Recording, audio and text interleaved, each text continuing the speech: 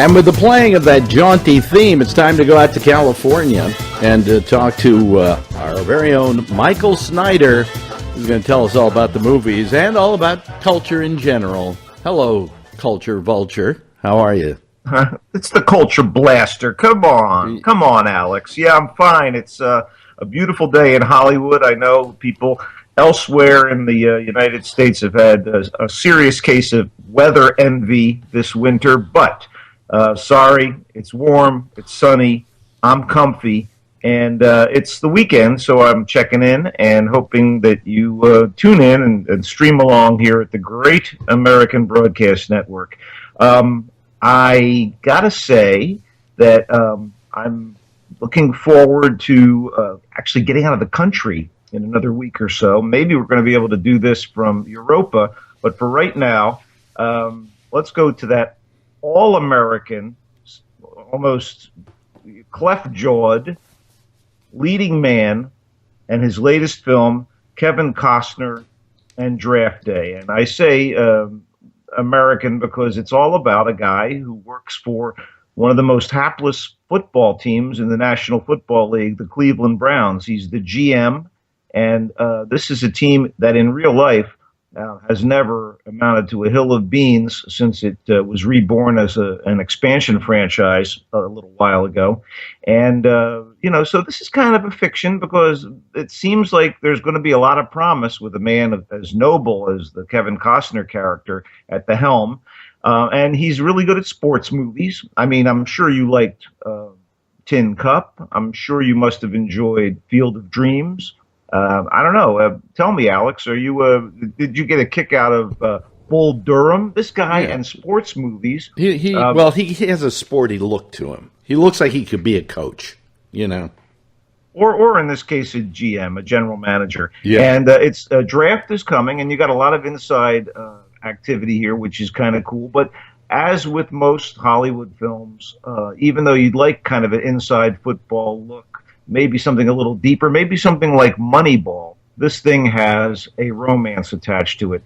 As the younger chief financial officer of the team, played by Jennifer Garner, and our hero, Sonny Weaver, played by Costner, have a relationship that they hope is on the down low, but starts to become more and more obvious as the film goes on. I enjoyed the film because I'm a fan of Costner in movies like this, and he can be really engaging, and I like the subject matter. You have the pleasure of Frank Langella as the crotchety team owner who's desperate for a winner. You've got Chadwick Boseman, who played Jackie Robinson in 42 last year as a choice football player, one of those guys that you really want on your team. And you've also got Dennis Leary as the new coach, who's going to be butting heads with the Sonny Weaver character. But it felt really kind of pedestrian in a lot of ways. And even though I was carried along with it, I didn't think Draft Day was great. Pleasant, yes. Enjoyable for me to watch, yes. A great film. Oculus is a pretty terrific low-budget horror film that I thought would be fun, if only because it's the first legitimate starring role for Karen Gillan, the Scottish lass from Inverness, who is my favorite companion on the Doctor Who TV show. And she has moved on to film. She's going to be in the new Marvel Guardians of the Galaxy with her head shaved and all kinds of prosthetics attached, and looks really creepy. But in this one, Oculus, she's an American girl who's had tragedy in her life and is reunited with her brother after he gets out of prison for the ostensible murder of their parents years ago. But in fact, something supernatural is at work, a mirror that apparently can make you see what it wants you to see. And there's a lot of lovely reality versus illusion moments here. There's tension. There's some clever writing. And Gillan is good, a fairly solid American accent. And she's certainly a vision of loveliness from Scotland, even if she's playing an American. Oculus, again, made on a shoestring. And I think they did a terrific job with it. And I'm happy for her and looking forward to her next film, which I believe will be the Guardians of the Galaxy blockbuster, and she's going to get plenty of work. Pretty talented. Writer-director Mike Flanagan should be lauded for for a good choice in terms of her, and also because he made a very, very clever film. Oculus, my kind of horror movie. By the way, in case I kind of glossed over it, I really want people to know that there was something incredibly professional and accomplished about Draft Day, and one of the reasons is it's directed by an old hand, Ivan Reitman, who's very good at comedy. So there's a light touch there. It's never ponderous. So just a little callback to that.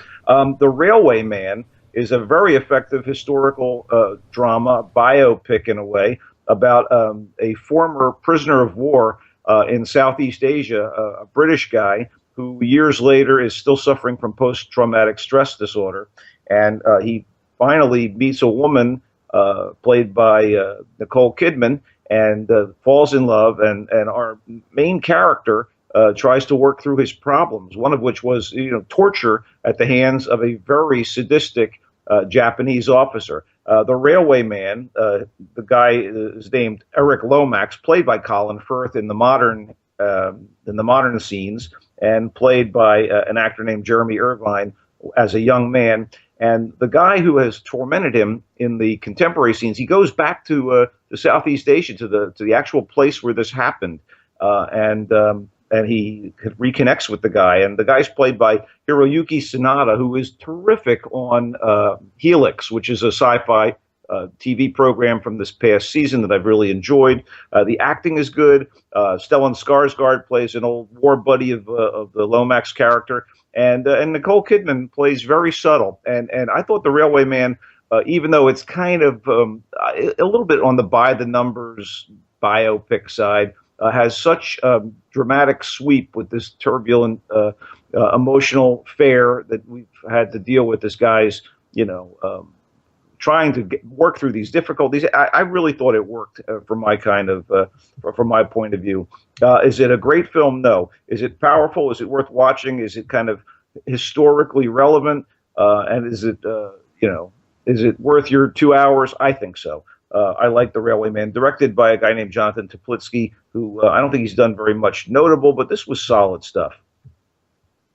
Only Lovers Left Alive is another vampire movie, but this one is remarkable because it was written and directed by Jim Jarmusch, who is the indie darling responsible for Down by Law and assorted other movies that have entertained and resonated with a certain segment of the movie-going population. And in this case, he gets a really great pair of leads. Tom Hiddleston, you may know him as Loki in the Marvel films, and Tilda Swinton.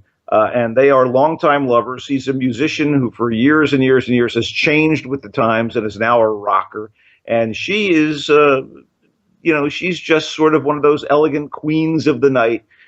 She seems like she stepped out of New York society's demi-monde, but in fact, she's a bloodsucker just like him. And this is about their relationship and how it reaches a crisis point as she visits him in Detroit. She comes all the way from North Africa, where she's been living a very sort of elegant but wasted life. And she is, unfortunately, followed there by her sister, played by Mia Wasikowska. And there's a problem there. There's a little family dynamic that isn't what it should be. And I felt the movie kind of plotted in places, but these actors are so wonderful that I kind of get lost in their performances. I kind of wish this would have been more exciting, and hey, it's vampires. Haven't we had enough with vampires? John Hurt plays an old buddy of theirs who was a bohemian type, famous writer who's been around for hundreds of years and actually is responsible for some great works under other people's names. There are moments and moments, and I don't feel like, again, this was time wasted, but I wasn't knocked out by it. You want to hear something shocking? What? Nicolas Cage gives a great performance in a new movie. Joe is directed by David Gordon Green, who started in indie films with these very, very kind of dark, picaresque tales from the South. George Washington, the first of them, and has gone on to do such films as Pineapple Express, which is pretty damn mainstreamy, a comedy about dope smokers with James Franco and Seth Rogen. This kind of brings him back to his roots.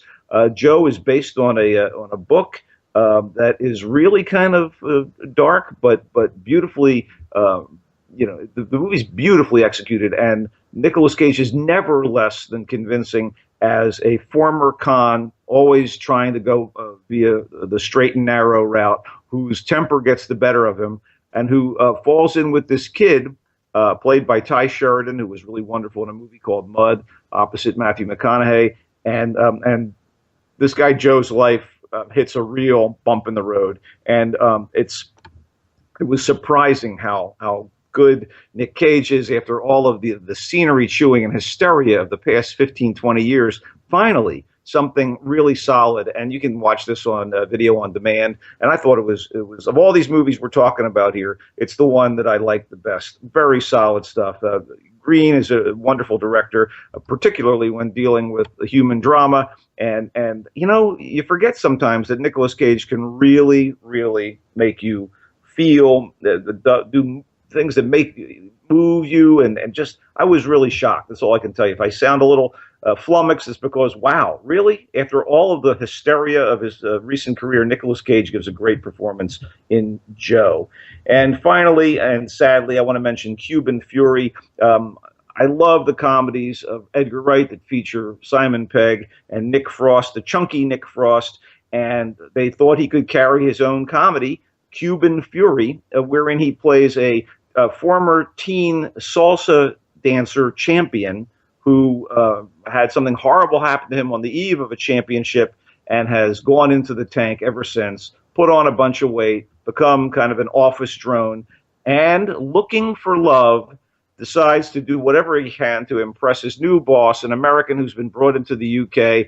She's played by Rashida Jones, and it turns out she loves salsa dancing. So he has to rediscover his skills, get back together with his old coach, played by Ian McShane. I mean, we're not messing around here. Chris O'Dowd is his nemesis. Good cast, but just not funny. And I just don't think Nick Frost could really carry this movie as the center of it. And Cuban Fury, kind of clumsily titled. I don't know. It doesn't say comedy to me. And as much as I love Rashida Jones and all the other people involved here, this did not knock me out. The Cuban Fury, a big disappointment for me.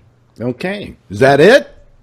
Well, Kristen Wiig does a drama opposite Nick Nolte and Haley Steinfeld, and Guy Pearce called Hate Ship, Love Ship, which will probably be forgotten pretty quickly. It ain't no Bridesmaids, although she gives a great performance as a very shy and kind of troubled housekeeper who gets involved with the bad boy played by Pierce, the father of the Steinfeld character.